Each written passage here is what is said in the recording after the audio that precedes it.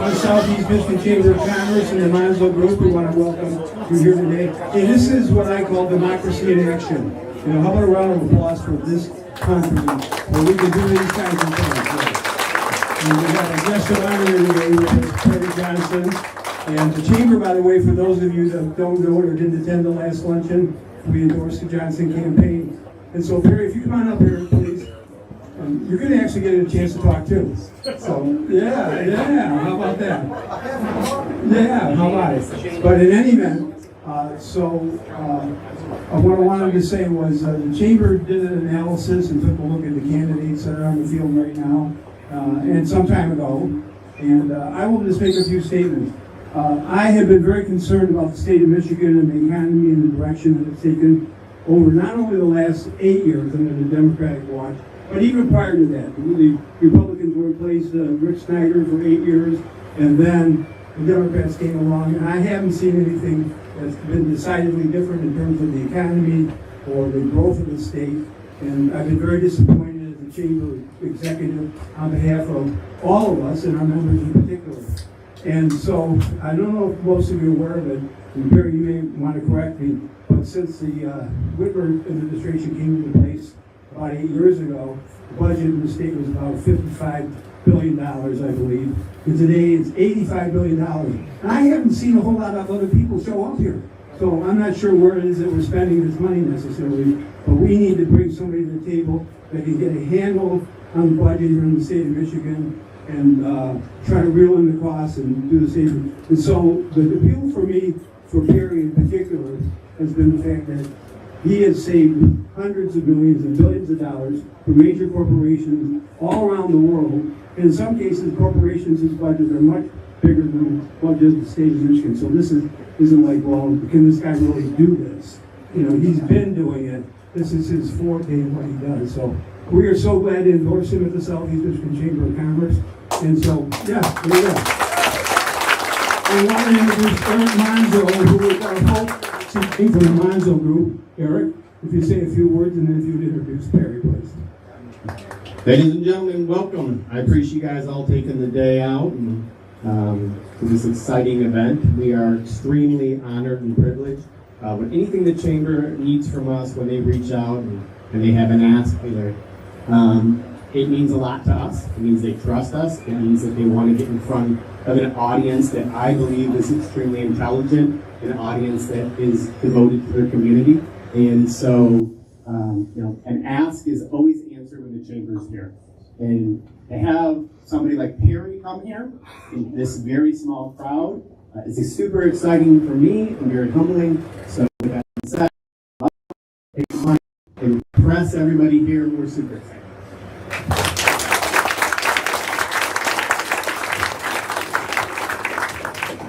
Well, thank you so much. And, you know, I want to tell you something. I don't know whether any of you have ever decided to get into politics. But let me tell you, we know that if you get into politics, you have to be prepared for one thing. You have to be prepared for a very forgiving spouse. Because it doesn't matter where you go. Nobody is always going to agree with you. But I will tell you, when I first started this campaign, I started the campaign because I have this wonderful family.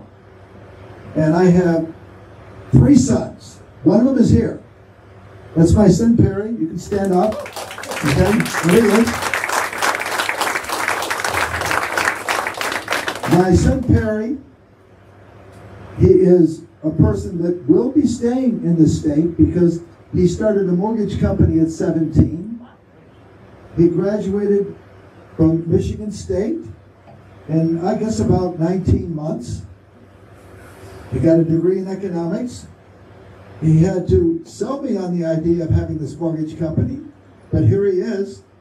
And if somebody's in the real estate business, he likes to give leads to the people so that they develop some kind of symbiosis. And, you know, when I first started this campaign, we would have these events, and I would have 3 people show up, 4 people show up. Because who is this guy? And then we have the campaigns now, and the places are mobbed. I mean, the fire marshal would be arresting everyone. We had so many people in the events that we couldn't squeeze them in. And they would be outside listening. And that's what happens when you have momentum. And you wonder, why do we have momentum? Because people believe in the message. They're tired of the government throwing away your money.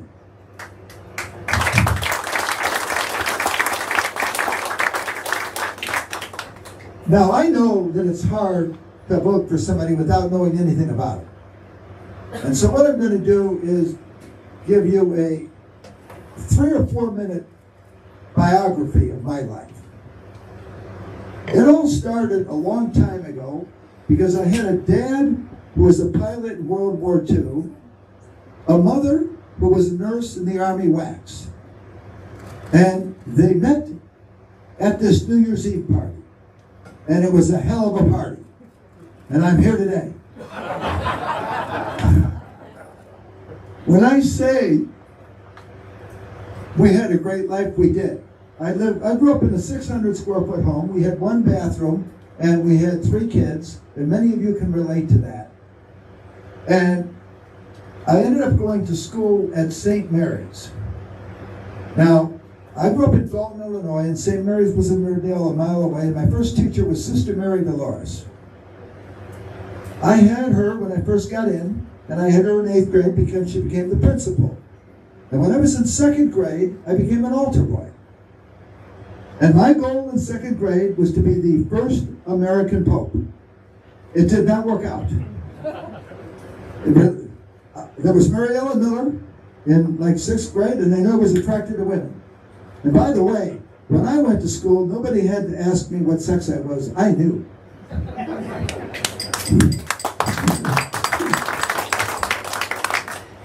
But I will tell you this, that I ended up having to work my way through because my parents didn't have the money to send me to college, but I worked in the steel mill, and I worked for Lever Brothers, and I got through. And when I was in grad school here, times were very tough at times. In fact, I can remember a time when my car didn't work, I had my gas shut off, and I was getting an eviction notice. It's very important that everybody understand the value of money. And I ran on a campaign. The campaign is simple, 4747, because I intend to eliminate the income tax. And that is roughly $4,747 every year to every typical family in the state. And think about what that means. You have an extra $5,000. In 2 years, you could save up enough money to buy a house. In 1 year, you could have your car payments. And we have a situation right now which is really absurd because our government is throwing away their money. Now, I got a job and was very lucky to get a job in the auto industry back in the 80s. This was when the auto industry was in trouble. Japan had come in with tremendous quality and they were killing us. And at that point in time, we used to have inspectors at the end of the line. And if the product wasn't any good, we'd rather throw it out or rework it. Well, I thought to myself, this is ridiculous. I mean, we have all this labor in, and then we're getting rid of the product. And what's even worse, we're never going to get any better. And I thought I knew how to solve the problem. The key was variation. I was going to reduce variability. Now, my background was mathematics, and I knew the key was to find out when we can actually make changes in that process, when the variation was significant. So I used a moving average chart. And I had the people on the line construct their own moving average chart. And little by little, we ironed out the variation. And do you know, in 4 or 5 years, we didn't need the inspectors because we eliminated all of the problems and we suddenly had the best cars in the world. we were now producing the best cars, and our cost was 40% less. I opened up in Europe, and I saw that they had the same situation. And I said to myself, why not a standard for quality? And I wrote a book, ISO 9000, the quality standard. And it took off like hotcakes. And I have spent my entire life bringing quality and efficiency to organizations, to companies. I intend to take that skill set and bring quality and efficiency to the state of Michigan.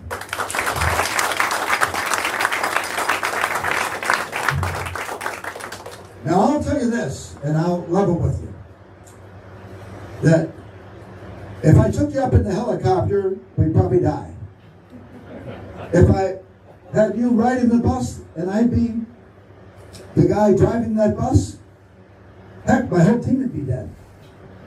But I have a specific skill set, a skill set that comes with many, many years of practice, many years of mistakes and learning. And I know exactly what to do in all types of organizations. I have worked with the Navy, with DOD, and with over 60,000 companies. And I'm not just considered the quality guru here in Michigan or in the United States. I'm considered the quality guru around the world because that's what I do. And with that skill set, it's amazing what we can do with the state. Because if we eliminate the expenses that we have, we trim the budget, and we get it down, do you realize that I don't even need the Congress to eliminate the income tax? I have the right, as executive, to eliminate or postpone or delay taxes on gas, sales, or income. And that is the key. Because people are talking to me, what am I going to do about the Congress? Well, the money's already appropriated. We're just throwing it away. I know that the civilian workforce is there, and it's there from one administration to the next. It doesn't matter. And by the way, when I work with the Navy, you have a new admiral every 2 years.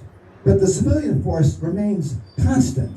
And it's like any big company. You can't just get rid of people. You can't just say, okay, I'm going to fire everybody. It doesn't work that way. But you can systematically trim things down. And what I'm going to do is just keep it in perspective. On a macro perspective, think of it logically. If we had taken that budget that she has right now and gone up at the rate of inflation, we'd already be at a point where we could eliminate the state income tax. It'd be there. But I'm going to give you some examples.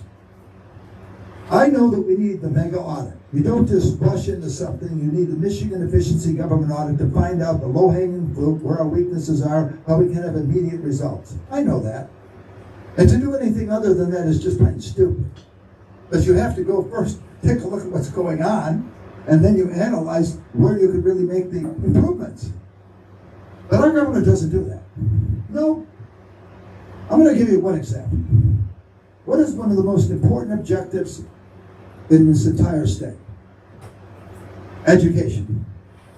We know that it has to be one of the main goals of any state, particularly because the greatest asset a state has are the children.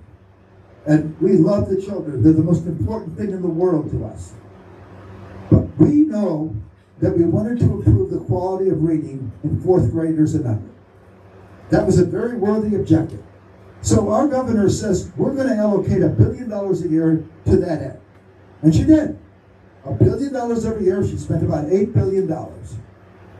And when she started that program, we were 26th in the country. Now we're 44th. We got worse. And why did we get worse? Because we never paid attention to what works. We never did any study. We never looked at things. Now they do this. They have all these nutty programs, but they forgot.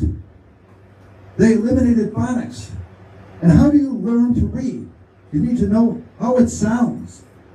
So you need to know the sounds of the letter and vocabulary. Those are the 2 keys. So what did I do?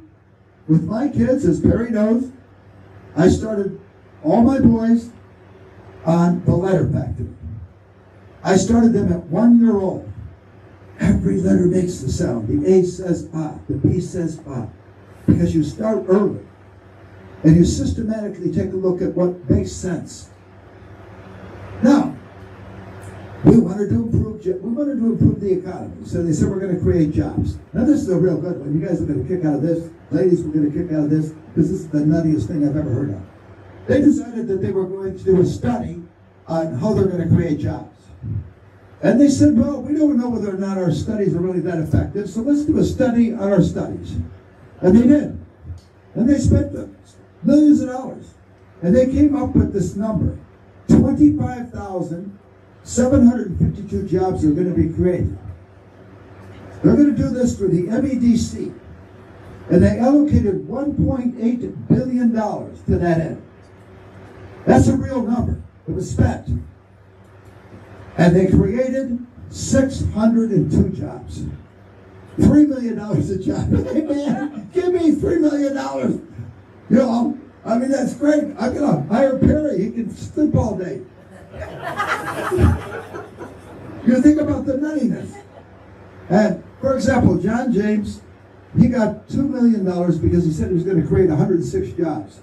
He created 0 and laid off 32, but never had to give the money back. That's why we have programs that are nuts. Think of this. We decided we're going to allocate $1 billion to increase the speed of the Amtrak train by 10%. And we didn't even succeed. So when we talk about these programs, heck, they ask me, can I do it? I think it's going to be the easiest job I've ever had in my life. And what I'm going to do is eliminate the state income tax and reform the property tax. Right now, our property taxes are nuts. Does anyone dispute that? I mean, they're wacko. That's why you have to understand how really crazy we are. So, we ended up about 24 years ago having property taxes of $3.2 billion. Now they are over $21 billion. We are crazy. Let's take a look at our school system and spending money.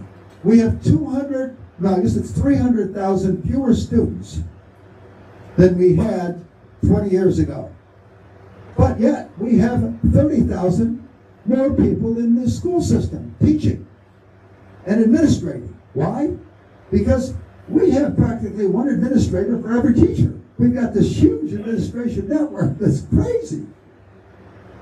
And we have to change that. And here is the great thing about it. The great thing about it is that it can be done. And it doesn't matter where I go, whether I'm talking to Republicans or whether I'm talking to independents or even Democrats. They all feel the same way.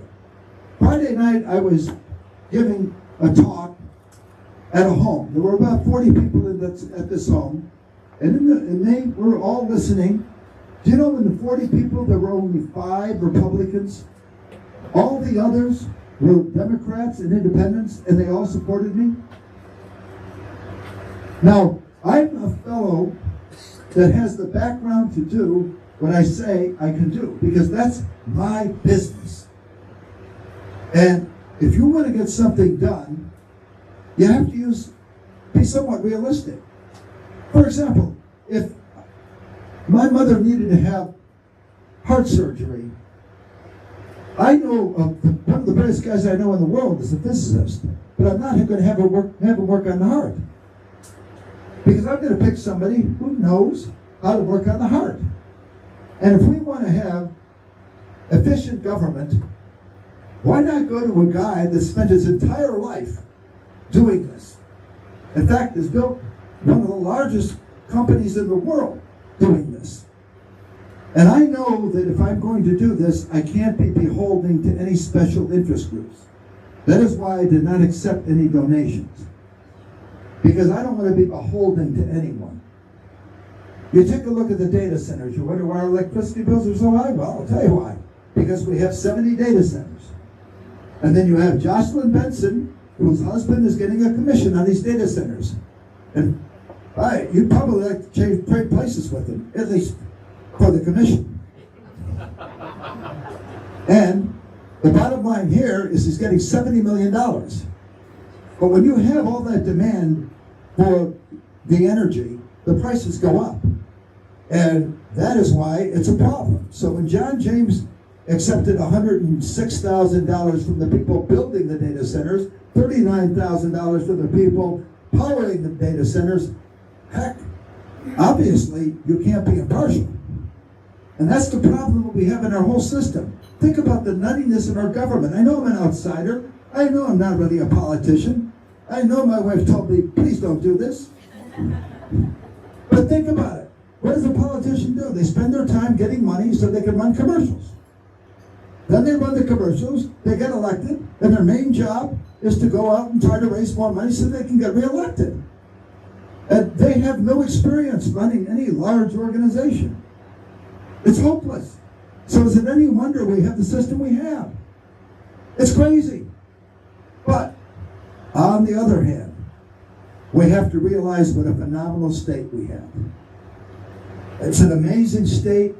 I was up in the UP. It's so magnificent. And you look at the lakes and the breathtaking view, and you say to yourself, wow, this is great. We also have the advantage of having this great baseball and football team that occasionally win. But when we look at it, we have to recognize that we, at one time, were really the wonder of the world. Because we were a state where people flocked to the state. They flocked to the state because for the first time in the history of all humanity, someone in middle class could live a great life. A home, a car, provide for their kids. It was an amazing thing. And you know, when we eliminate that income tax, we will explode the economy. And it's happened in every single state where they did that. And where are the companies flocking to right now? Florida and Texas.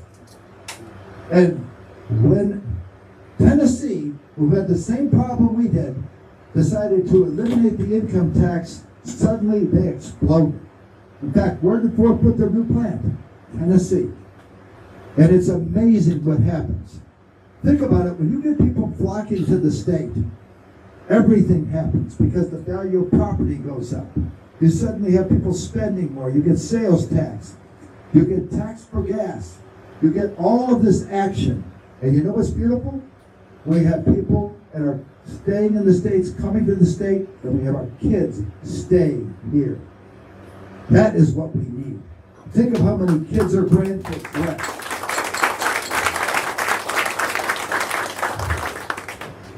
Because we are going to make it happen. And collectively, all I ask is that you realize you're very important and we work as a team. Because when you have the power of numbers working together, it's amazing. You have to get your friends out, talk your friends, get them to vote. You can vote now by absentee ballot. On Saturday, you can go vote in person. But that is what we need to do. And if we corral ourselves and we get everybody together, heck, most of you are salespeople, sell your friends. Let's do it. Because we are going to win. Let's win the House and the Senate, and let's make this the greatest state in the Union again. Where we start, Johnny? Picture. John? Before we do that, Perry's got time for 2 questions. We'll do a few pictures, and then we got to scoot him out of here. 2 questions? 2 questions. Go ahead, sir. Yes. Speak up, please.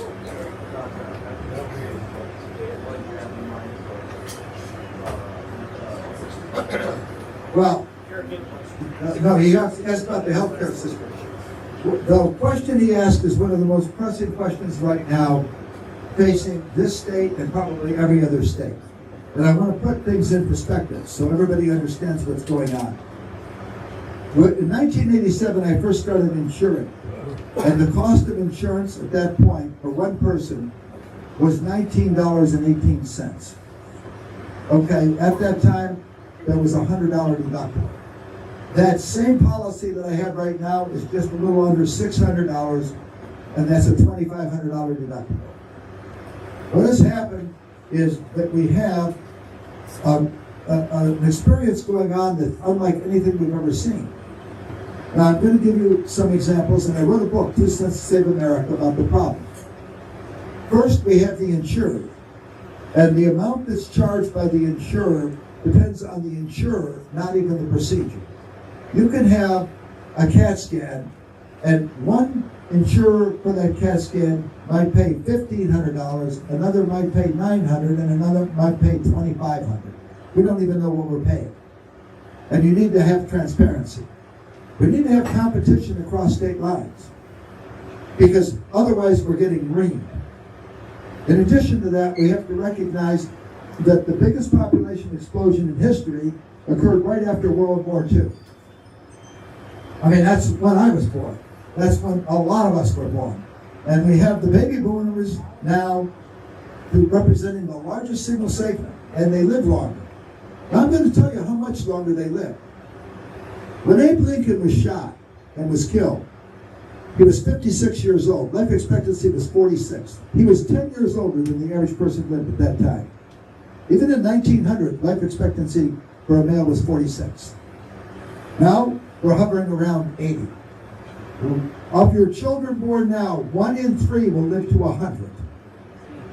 It's an amazing change. You take a look now, even the health of people. If you take a look at all of the top hedge funds, do you know that over 50% of all the hedge funds in this entire country are run by people that are in their 80s?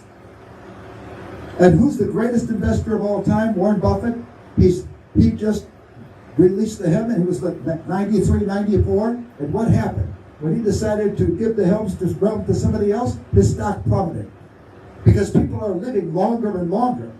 And when that happens, when you get older, you need more medical care. So we need to create more doctors, more nurses. We have an acute shortage. And then in rural areas, we have a disaster because we can't get people to move out there. Some of them don't even have hospitals. They have to drive a long distance, in some cases 35 to 45 minutes just to get to a hospital. And we have to recognize this problem has to be solved, and it's solved by using common sense. We need more doctors, we need more nurses, we need more PAs. We need to have a situation where when somebody goes to a rural area, maybe we have some forgiveness, because the average doctor now is about $300,000 in debt. And if we have forgiveness, we can get them out there so that they stay 7 years or 8 years. So there are all sorts of things we can do. Then there are programs, blood work. And I could talk about this for literally 2 hours, but I have limited time. But those are the kinds of things. I'm with 3 doctors right now. In fact, one of my best friends is the CEO of Henry Ford Health Systems. So I've been working on plans. I'm in this business. I was in the hospital business. I got out of the hospital business. You know why? Because you get hacked. Every single major hospital in the United States has been hacked. In fact, that's one of the main reasons I was against the kill switch. You know that next year, all of your cars have to have the kill switch by law. All new cars. And right now, China and Russia are hacking everything with AI. That means they can control our cars. Think about it. If they have the ability to shut down all vehicles, it's unfair. And heck, we were founded on freedom. I mean, that's the one foundation of our entire country. And we take that away. So we have a lot going on here, and we have to recognize it is a problem, a major problem. And by the way, the hospitals only make a profit of about 1 to 2% if they can make a profit. All right, one more question.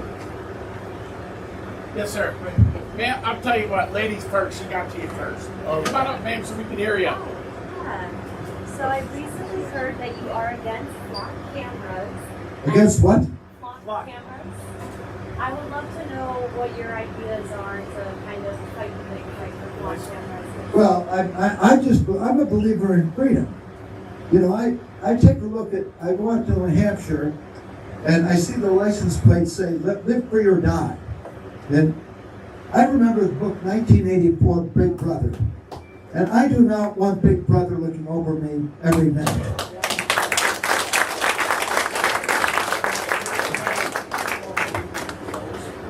Okay. In the meantime, if anybody wants a picture, come on up. I'll take a picture with you. But in the meantime, get out there, vote. Because we need people voting. And we are going to make a difference. I am very confident we are going to win this election.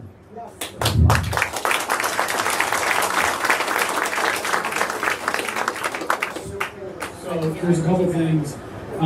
Because it's going to get chaotic as everybody moves. Eric, are you going to do your typical marketing thing after we get up All right, guys, raise your hands. Who wants to learn more about the real estate economy in Metro Detroit? Keep your hands up. I won't be offended. Okay, I think we're probably going to. I think we're going to skip it, guys. All right, we're just going to keep things going. Everybody can mingle and network afterwards. Okay. We'll do a picture. And a special thank you to Stan and Sylvia Brown, right? Okay.